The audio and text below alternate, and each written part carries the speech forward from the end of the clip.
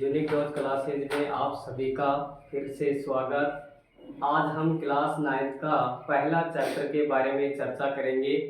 सभी स्टूडेंट अच्छे से पढ़ें, अच्छे से पाठों को अच्छे से पढ़ाया जाएगा, पूरा आपका सिलेबस होगा। और हमारा जो पाठ है उसका नाम है हमारे आसपास के पदार्थ। बहुत अच्छा पाठ है। केमिस्ट्री की शुरुआत यहीं से होती है क्लास 9 में। क्लास 8 में आप पढ़ते हैं वहाँ पर थोड़ा सा लेवल थोड़ा कम होता है, यहाँ पर थोड़ा लेवल बढ़ा के लेंगे और उससे भी ज़्यादा जैसे जैसे आप कक्षाओं में जाएंगे आपका लेवल बढ़ता हुआ चला जाएगा। तो हम देखते हैं। और पाठ पहला है उसका नाम है हमारे आसपास के पदार्थ। तो पहली बात आती है कि पदार्थ क्या है। तो हम पदार्थ के बारे में देखते हैं कि पदार्थ क्या है। तो देखें, ब्रह्मांड के अंदर जो भी वस्तु है वो क्या है, पदार्थ है। चाहे कुर्सी हो, पानी हो, हवा हो, ये चौक भी क्या है, पदार्थ है। लेकिन इसकी दो शर्तें होनी चाहिए, वो ही पदार्थ होगा। ब्रह्मांड में वो वस्तु सभी की सभी पदार्थ होंगी जिसके अंदर क्या होगा, देखें कि वे वस्तुएं, कौन सी वस्तुएं, वे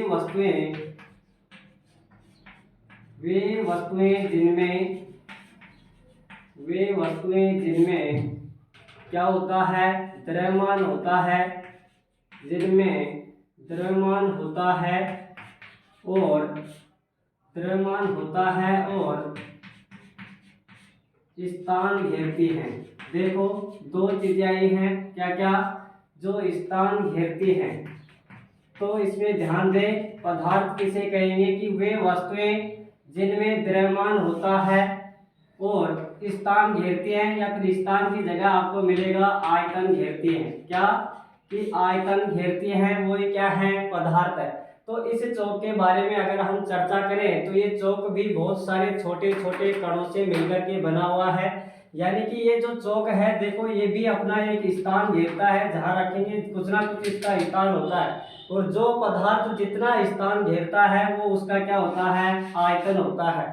तो हम कह सकते हैं कि इसका कुछ वजन या फिर द्रव्यमान होगा, और द्रव्यमान होगा तो ये कुछ स्थान भी घेरता है। तो इसके छोटे छोटे कणों से जो बुरादा बना है, उस बुरादे को अगर हम पानी में भिगो करके फिर से सुखा दें तो चौक का निर्माण हो सकता है।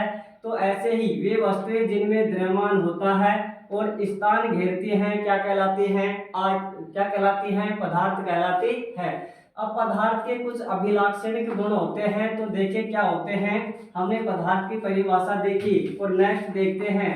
तो पदार्थ के बारे में देखें कि पदार्थ जो होता है, इनकी तीन क्या होती हैं, पदार्थ की तीन भौतिक अवस्थाएं होती हैं। कितनी होती हैं, तीन भौतिक अवस्थाएं होती हैं। तीन भौतिक अवस्थाएं पदार्थ की होती हैं, जिनमें जो पहली है वो क्या है, ठोस है। कौन सी है भाई, ठोस, यानी कि सॉलिड जिसको बोलते हैं। दूसरी है वो क्या है, द्रव, लिक्विड जिसको बोलते हैं। और जो तीसरी है वो क्या है, गैस। क्या है, गैस है। तो देखिए ठोस, द्रव और गैस भौतिक आधार पर पदार्थ की तीन अवस्थाएं होती हैं, ठोस, द्रव और गैस। तो ठोसों के अंदर हम अगर बात करें तो इनमें देखिए क्या होता है कि जो ठोस होते हैं इनके मध्य, देखिए चित्र की सहायता से समझे कैसे क्या होता है इनके बीच। ये आपके सामने चरणबद्ध तरीके से तीन चित्र हैं, और इन तीन चित्रों में हम देखते हैं अंतरा आणविक बल। क्या, अंतरा आणविक बल। एक तो होता है अंतरा आणविक बल और एक होता है अंतरा आणविक दूरी। क्या होती है, अंतरा आणविक दूरी। तो ध्यान दें सभी बच्चे, अंतरा आणविक दूरी। तो देखें इसके अंदर अंतरा आणविक बल और अंतरा आणविक जो दूरी है, ये दोनों क्या होते हैं, आपस में विपरीत होते हैं। विपरीत होते हैं तो समझे, जो ठोस होते हैं इनको अगर माइक्रोस्कोप की सहायता से ठोसों को अगर देखा जाए तो इनके जो अंतरा आणविक बल हैं, जो कणों के मध्य जो बल हैं, उनके मध्य बिल्कुल भी क्या नहीं होता है, रिक्त स्थान नहीं होता है। ध्यान दें, जैसे ये चित्र जो दिखा रहा हूँ वो इसका जो किसका चित्र है, ठोस का ये क्या है, चित्र है। तो इनके मध्य में जो स्थान है बिल्कुल भी नहीं पाया जाता है। किनके मध्य, ठोसों में। और ठोस के, अगर ठोस का नाम सुने तो आपको सिर्फ क्या याद आना चाहिए, पत्थर याद आना चाहिए। दिमाग में आगे बहुत सारी बातें करेंगे तो ठोसों में जैसे पत्थर है, लकड़ी है, दीवार है, ईंट है, ये सारी की सारी क्या होती हैं, ठोस होती हैं। नेक्स्ट जो है वो क्या है, द्रव, और द्रव के अंदर क्या होता है, अंतरा आणविक जो बल है उनकी बातें देखो कैसे करेंगे। जो इनके कण होते हैं थोड़े थोड़े क्या होते हैं, दूर दूर होते हैं। नेक्स्ट गैस है, गैस के अंदर तो बिल्कुल ही क्या होते हैं, दूर दूर होते हैं। तो देखें अंतरा आणविक बल और अंतरा आणविक दूरी की बात करते हैं तो ठोसों के अंदर देखें जो दूरी है बिल्कुल भी नहीं होती है, इसका मतलब अंतरा आणविक बल बहुत ज्यादा पाया जाता है, यानी कि दूरी जिसके अंदर कम होगी उसमें अंतरा आणविक बल बहुत ज्यादा घनिष्ठता से बंधे हुए होते हैं। तो इसका मतलब क्या हुआ, अंतरा आणविक दूरी अगर पास पास है तो बल भी क्या है, बहुत ज्यादा है। अंतरा आणविक दूरी जो इनके मध्य की दूरी है अगर दूर दूर है तो इनके मध्य का बल भी क्या है, कम है। और गैसों में तो ये सबसे ज्यादा कम होता है, यानी क्या बोल सकते हैं, ठोसों में अंतरा आणविक बल सबसे ज्यादा होता है जबकि गैसों में अंतरा आणविक बल सबसे कम होता है। और अगर दूरी की बात करेंगे तो सबसे ज्यादा कणों के मध्य की जो दूरी होती है, अंतरा आणविक दूरी होती है, वो ज्यादा किसकी होगी, गैसों की। यानी जो गैसों के कण हैं ये आपस में क्या है, दूर दूर है। इसका मतलब हम समझे कैसे कि अंतरा आणविक अगर जिसके बीच दूर है तो इनके बीच बल भी क्या होगा, कम होगा, बहुत ज्यादा दूर दूर क्या है, इनके कण है। तो हमने ठोस, द्रव और गैस की बातें की। और अगर जैसे ठोस आए तो पत्थर को याद रखना, दिमाग में इमेज बननी चाहिए कि ठोस एक ऐसी पदार्थ होता है, पत्थर को याद रखें। और अगर द्रव आए तो जल को याद रखें, किसको याद रखेंगे, जल को। और गैस आए तो गैस को आप जानते हैं। अब इसको आपको एक एक्सपेरिमेंट से दिखाता हूं कैसे क्या होता है ठोस, द्रव और गैस में। ये जो बोतल है इसको देखिए ध्यान से, जो इसका बाहर वाला जो एक कवर है ये क्या है, ठोस है। जब तक इस पर बाह्य बल, यानी कि जब तक इस पर बाह्य बल नहीं लगाएंगे जब तक इसका आकार, आयतन कुछ भी परिवर्तन नहीं हो सकता। तो देखो इसमें अगर बाहर वाला कवर क्या है, ठोस है, इसके जो नीचे वाला ये पानी तक का जो है इसमें ये क्या है, अंदर का द्रव है। और जो ऊपर इस स्थान में है इसमें क्या भरी हुई है, गैस भरी हुई है। तो इसमें तीनों अवस्थाएं आपको देखने को मिल रही है, यानी कि जो बाहर वाला कवर है ये ठोस है, पानी वाली जो जगह है वो क्या है, पानी द्रव है, और जो खाली स्थान है इसका वो क्या है, गैस का उदाहरण है। तो इस बोतल के माध्यम से तीनों अवस्थाओं के आपने देखी। नेक्स्ट हम देखते हैं, और वो क्या है, ठोस, द्रव, गैस को आपने अच्छे से देखा। नेक्स्ट दिखाते हैं वो क्या है, देखें पदार्थ के कणों के मध्य बहुत सारे क्या होते हैं, नेम लगते हैं। और वो नेम क्या है, देखें पदार्थ के अभिलाक्षणिक गुण। देखो क्या, पदार्थ के अभिलाक्षणिक गुण, अभिलाक्षणिक गुण। अब पदार्थ के अभिलाक्षणिक गुण क्या होते हैं, फर्स्ट देखिए क्या होगा कि जो पदार्थ है, पदार्थ किन से मिलकर बना होता है, कणों से मिलकर के बना होता है। तो हम क्या लिख सकते हैं कि पदार्थ किससे मिलकर बना है, पदार्थ कणों से मिलकर बना होता है। पदार्थ कणों से मिलकर, पदार्थ कणों से मिलकर बना होता है, पहली बात होती है ये। दूसरी बात देखते हैं, और दूसरी क्या है कि जो पदार्थ होते हैं इनके कणों के बीच में क्या होता है, रिक्त स्थान होता है। यानी कि पदार्थ के कणों के मध्य क्या होता है, कणों के मध्य रिक्त स्थान होता है। क्या होता है प्यारे स्टूडेंट, रिक्त स्थान होता है, रिक्त स्थान होता है। अब इसको हम कैसे देख सकते हैं कि पदार्थ के कणों के बीच रिक्त स्थान होता है, तो इसको समझने के लिए इधर ध्यान दें। जैसे आपके पास ये गिलास है और इस गिलास के अंदर क्या भरा हुआ है, पानी भरा हुआ है यहाँ तक, ठीक है। अब इस पानी में जैसे ही आप एक चम्मच नमक की डालेंगे, क्या डालेंगे, एक चम्मच नमक की डालेंगे। अब ये नमक कुछ देर बाद में जैसे इसको किसी रोड से हिलाएं, कांच की कोई रोड हो उससे हिला सकते हैं, कोई भी रोड लेके हिलाएं, और कुछ देर बाद देखेंगे कि आपको नमक या फिर जो चीनी मिलाई है वो नहीं दिखाई देती है। इसका मतलब वो कहाँ गई, पदार्थ के जो कण हैं उनके मध्य क्या होता है, रिक्त स्थान होता है। तो हम कह सकते हैं कि पदार्थ के कणों के बीच क्या होता है, रिक्त स्थान होता है, पदार्थ कणों से मिलकर बना होता है। तीसरी बात जो होती है वो क्या होती है, देखें कि कणों के बीच में क्या होती है, गतिज ऊर्जा होती है। क्या होती है भाई, कणों के बीच जो होती है वो क्या होती है, गतिज ऊर्जा पाई जाती है, गतिज ऊर्जा पाई जाती है। अब इसको देखें कैसे गतिज ऊर्जा कैसे पाई जाती है, कब बढ़ती है कब घटती है। अगर किसी बीकर में आप पानी लेकर के उसको क्या करें, गर्म करेंगे, तो गर्म जैसे जैसे इसको करेंगे तो पदार्थ के कणों के बीच में जो ऊर्जा है, उसके कण हैं वो तेजी से क्या करते हैं, दौड़ने लगते हैं। और दौड़ने लगते हैं तो जैसे ही अब इस स्थिति में अगर इसमें क्या डाला जाए, नमक या चीनी डालेंगे तो वो जल्दी से क्या हो जाती है, घुल जाती है। तो इसका मतलब क्या है कि पदार्थ के जो कण हैं उनके मध्य क्या पाई जाती है, गतिज ऊर्जा पाई जाती है। अब हम पदार्थ की बहुत सारे क्या हैं, इनके जो लक्षण हैं उनके बारे में चर्चा करते हैं।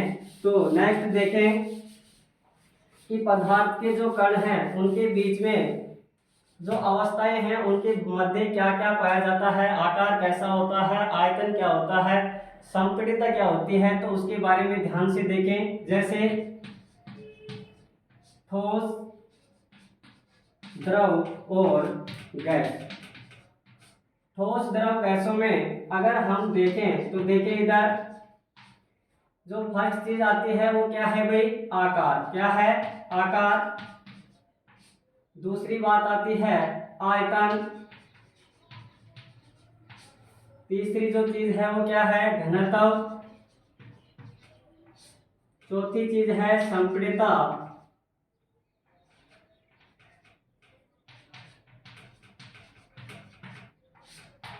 पांचवी चीज है अंतरा आणविक।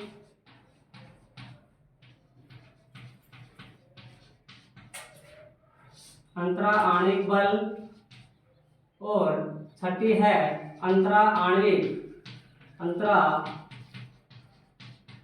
आणविक दूरी। ध्यान से देखें,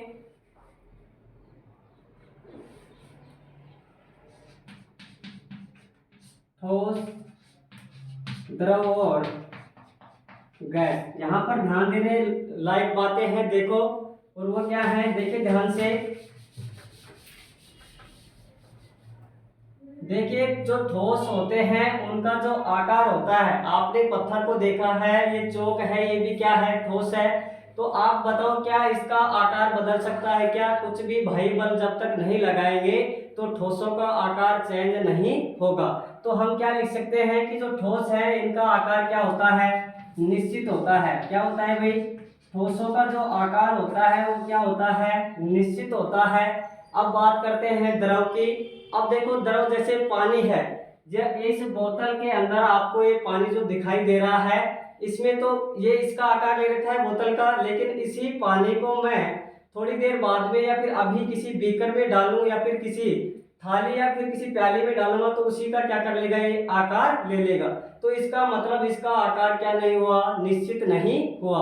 तो ये जिस बर्तन में द्रव को डालेंगे उसी का क्या करता है, आकार ले लेता है। तो ये जो द्रव है इसका आकार क्या होता है, अनिश्चित होता है। क्या होता है, अनिश्चित होता है। यानी कि द्रव को जिस बर्तन में डालते हैं उसी का क्या कर लेता है, आकार ले लेता है। गैस की बात करते हैं और गैस को देखें। अगर हम किसी कमरे के अंदर अगरबत्ती जला के रख दें, क्या रख दें, किसी कमरे में अगरबत्ती जला करके उसके ऊपर क्या डाल दें, गिलास से बंद कर दें, और कुछ देर बाद में इसी अगरबत्ती को कमरे में गिलास को हटाएंगे तो ये पूरे कमरे में क्या हो जाती है, इसकी सुगंधित हो जाती है। इसका मतलब इसका भी आकार निश्चित नहीं है, क्योंकि पहले तो ये गिलास के अंदर ही थी, लेकिन जैसे ही गिलास को हटाएंगे तो पूरे कमरे के अंदर इसकी क्या हो जाती है, सुगंध हो जाती है। तो इसका मतलब क्या हुआ कि इसका जो आकार है ये भी क्या नहीं होता है, निश्चित नहीं होता है। तो क्या लिखेंगे, अनिश्चित होता है। गैसों का आकार भी क्या होता है, अनिश्चित होता है। अब देखो आयतन की बात आती है और बच्चे इसी पॉइंट पे गलत कर जाते हैं, इस पे ध्यान देना है। देखो जो ठोस होते हैं इनका जो आयतन है, ठोसों का आयतन निश्चित होता है। भाई ये चौक है, जब तक इस पर कुछ भी नहीं करेंगे तो इसका कुछ भी चेंज नहीं होगा। तो जो आयतन है, अभी पिछले मैं बताया था कुछ ही देर पहले कि आयतन किसे कहते हैं, कोई भी पदार्थ जितना स्थान घेरता है वो उसका क्या कहलाता है, आयतन कहलाता है। देखो इस चौक को मैं यहाँ रखूंगा तो भी इतना ही स्थान घेरेगा, अगर इसको पाकिस्तान में ले जाके रखूंगा तो भी इतना ही क्या करेगा, स्थान घेरेगा। इसका मतलब कि इनका आयतन जो है क्या है, निश्चित है, यानी कि जो स्थान यहाँ घेर रहा है वो वहां पर भी इतना ही स्थान घेरेगा। तो क्या लिख सकते हैं कि ठोसों का जो आयतन है वो क्या होता है, निश्चित होता है। देखें ठोसों का आयतन क्या होता है, निश्चित होता है। अब बात करते हैं द्रव की, और द्रवों का जो आयतन है बताइए क्या निश्चित होता है या अनिश्चित। यहाँ पर बच्चे बहुत ज्यादा गलती कर जाते हैं और इसी पॉइंट पे आपको बहुत ज्यादा ध्यान देना है। तो इसमें क्या होगा, देखिए जैसे ये बोतल है तो इस बोतल में यहाँ पर पानी मानते हैं कि ये 500 ml पानी है, 500 ml पानी है। तो इस बोतल के पानी को बड़े बर्तन में डालने पर ये तो नहीं है ना कि ये 3 लीटर हो जाएगा, ये तो वो ही कितना रहेगा, 5 ml पानी रहने वाला है। तो हम कह सकते हैं कि इनका आकार निश्चित नहीं रह सकता, यानी जो आकार था उसने चेंज तो कर सकता है, लेकिन जो इसका आयतन है, जितना स्थान इसने घेरा है वो उस बर्तन में भी उतना ही रहेगा। यानी जो अगर आधा लीटर जल है तो बड़े बर्तन में भी ये कितना रहने वाला है, आधा लीटर ही रहने वाला है। तो हम क्या कह सकते हैं कि आयतन इसका क्या होता है, द्रव का निश्चित होता है। ध्यान दें द्रवों का आयतन क्या होता है, निश्चित होता है। फिर गैस की बात आती है, और गैसों का जो आयतन है ये क्या होता है, अनिश्चित होता है। क्या होता है, अनिश्चित होता है। आकार और आयतन की बात हो गई। इसमें देखो ठोसों के अंदर निश्चित, सीधे इसको छोड़ के इधर आना, दोनों का अनिश्चित। इसका जो आकार है वो अनिश्चित और आयतन क्या होता है, निश्चित। नेक्स्ट बात आती है घनत्व। किसकी बात आती है, घनत्व। अब देखो घनत्व किसे कहते हैं, और ठोस द्रव्य गैसों का घनत्व की बात करें तो देखो घनत्व क्या होगा, जितने कण पास पास होंगे उसका उतना ही घनत्व क्या होगा, ज्यादा होगा। इसका मतलब क्या हुआ कि पदार्थ के कणों के बीच में अगर रिक्त स्थान सबसे कम है तो उसका घनत्व सबसे ज्यादा होगा। तो हम क्या कह सकते हैं कि ठोसों का जो घनत्व है वो क्या होता है, सबसे ज्यादा होता है। तो ठोसों का घनत्व क्या होगा, सबसे ज्यादा होता है, और गैसों का जो होता है इससे क्या होगा, कम। तो क्या लिख सकते हैं, ठोस से क्या होता है, कम, ठोस से कम होता है। और गैस में क्या हो जाएगा, सबसे कम। गैसों के अंदर कणों की दूरी बहुत दूर दूर होती है, इस कारण से इनका घनत्व क्या होता है, सबसे कम होता है। नेक्स्ट बात करते हैं वो क्या है, संपीड़ितता। और संपीड़ितता के ऊपर भी आप गलती कर जाते हैं, इस पे ध्यान दें। संपीड़ितता क्या होती है, किसी भी वस्तु के आकार में परिवर्तन कर देना ही क्या है, संपीड़ितता है। तो क्या ठोसों के आकार में, जैसे पत्थर है तो पत्थर के आकार या फिर उसके आयतन में आपने परिवर्तन नहीं कर सकते तो निश्चित होता है। तो इनको क्या दबा सकते हैं, क्या इसका आकार परिवर्तन हो सकता है, नहीं हो सकता। तो नहीं हो सकता तो इसकी संपीड़ितता क्या होती है, नगण्य होती है। क्या होती है, नगण्य होती है। तो इनकी जो संपीड़ितता है ठोसों की, या तो ना के बराबर होती है या फिर नगण्य होती है। अब आते हैं द्रव के ऊपर, और द्रव के अंदर क्या होती है, ठोसों से ज्यादा होती है। ठोसों से क्या होती है, ज्यादा, ठोसों से ज्यादा होती है संपीड़ितता। इसको कहाँ देख सकते हैं भाई स्टूडेंट, देखो इसको हम कहाँ देख सकते हैं, जो डॉक्टर है वो जो सिरिंज लेके आता है, जिसको हम देहाती भाषा में क्या कहते हैं, बच्चों को सुई जो लगाते हैं। तो देखो उसको क्या कर सकते हैं आप, उसको थोड़ी भर करके क्या कर सकते हैं, उसके ऊपर वाली निब पे हाथ लगा करके कुछ जब दबाएंगे तो थोड़ा बहुत उसमें एडजस्ट होगा, यानी कि थोड़ी बहुत वो क्या कर लेगी, ऊपर जाएगी। इसका मतलब ठोसों में, तो ठोस से क्या होता है, गैस में, सॉरी किसमें, ठोस से ज्यादा किसमें होता है, द्रव में होता है। और सबसे ज्यादा संपीड़ितता किसमें होती है, गैसों में सबसे ज्यादा होती है, सबसे ज्यादा होती है। स्पंज आपने देखा होगा, स्पंज का अर्थ है कि जो बेड होते हैं पहले वाले, उसमें जो गद्दा आता था वो आसानी से क्या हो सकता है, दब सकता है। तो उनके मध्य क्या होता है, रिक्त स्थान होता है, और उन कणों के मध्य रिक्त स्थान होने की वजह से उसमें गैस भरी होती है, और उस गैस को आसानी से आप क्या कर सकते हैं, दबा सकते हैं। इसका मतलब हमने पढ़ा कि संपीड़ितता जो है ठोसों की नगण्य होती है, द्रवों की ठोस से ज्यादा होती है, और गैस की क्या होती है, सबसे ज्यादा होती है।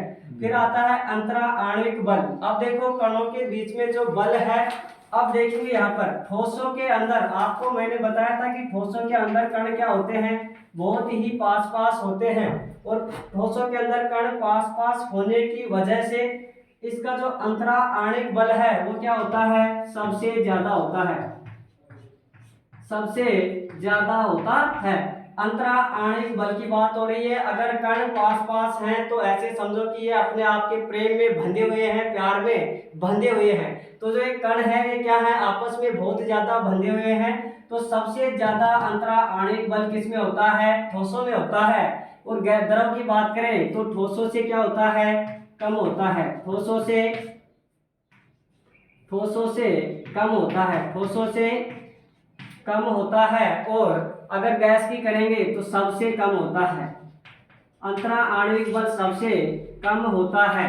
देखो ज्यादा कम ऐसे रटना नहीं है, आपको ये देखना है कि जो द्रव है, द्रव के जो कण हैं थोड़े दूर दूर होते हैं, और दूर दूर होने के कारण ऐसे समझो कि इनके मध्य प्यार कम है, प्रेम कम है। और प्रेम कम होने की वजह से इनका बल क्या है, ठोसों से कम है। और इनकी तो पूछो ही मत कि ये तो कभी मिले ही नहीं हो, ऐसे लगते हैं बहुत दूर दूर हैं, इनके मध्य कोई प्यार प्रेम नहीं है, ऐसे लग रहे हैं। तो गैसों के अंदर जो अंतरा आणविक बल है वो सबसे कम होता है। फिर नेक्स्ट है अंतरा आणविक दूरी। और अंतरा आणविक दूरी जो है वो अंतरा आणविक बल की क्या होती है, विपरीत होती है, व्युत्क्रमानुपाती होती है। तो देखो दूरी की अगर बात करेंगे तो देखो दूरी क्या है, इसमें सबसे कम है। कण बहुत पास पास हैं, कण पास पास है तो दूरी क्या होगी, सबसे कम होगी। इसका मतलब क्या लिखेंगे, दूरी क्या होती है, सबसे कम, सबसे कम। और द्रव में क्या हो जाएगी, ठोसों से ज्यादा, ठोसों से ज्यादा। और इसमें क्या हो जाएगी, सबसे ज्यादा, सबसे ज्यादा। देखो मैंने बताया ना कि दूरी बहुत दूर दूर है, कण आपस में प्रेम नहीं है, तो इसका मतलब इनके मध्य की दूरी सबसे क्या होती है, ज्यादा होती है। तो हमने देखो क्या क्या देखा, आकार देखा, आयतन, घनत्व, संपीड़ितता, अंतरा आणविक बल और अंतरा आणविक दूरी, इनके ऊपर हमने अच्छे से चर्चा की है। प्यारे स्टूडेंट अच्छे से इसको पढ़ें, और बहुत अच्छा चैप्टर है। नेक्स्ट जो वीडियो है वो आपको कुछ ही दिन में फिर से क्या करवा दिया जाएगा, उपलब्ध करवा दिया जाएगा। तो इसी के साथ मैं क्या करता हूँ, इस क्लास को विराम देता हूँ। थैंक्स, धन्यवाद, ओके।